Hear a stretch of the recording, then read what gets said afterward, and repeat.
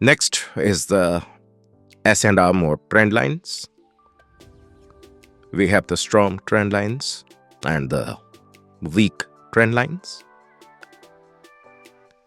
Make sure the smart money mode is set to S and R. So we have style settings for the trend lines. By default, it comes with solid. All the solid lines you see on the chart are the strong trend lines. And if we turn on the weak trend lines, and the style settings by default are dotted. So these are the weak trend lines.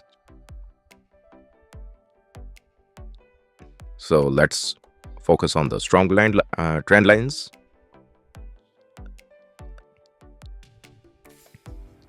All right, so the algo automatically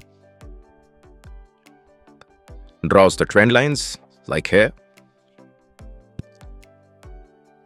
And we have a trend line here. And the price action took spot on this trend line, broke it and used it as resistance, then came back down. So again, this trend line here.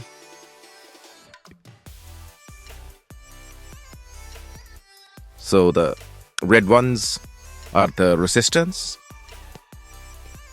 So the red trend lines are the resistance, and the green trend lines, they are more useful for as the support levels, right? So once the trend line breaks, it can be used as the resistance as well.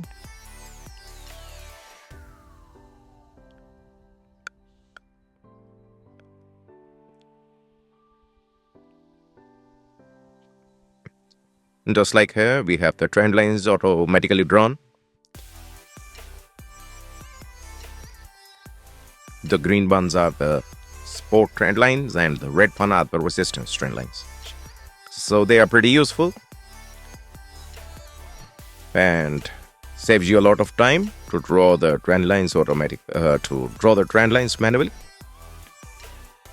So the Algo draws the trend lines automatically, and if you need secondary or weak trend lines to mark the values and the price action, you can turn on the weak trend lines as well. You can also change the settings as well. So next we're gonna talk about is the volumetric order blocks and the market structure.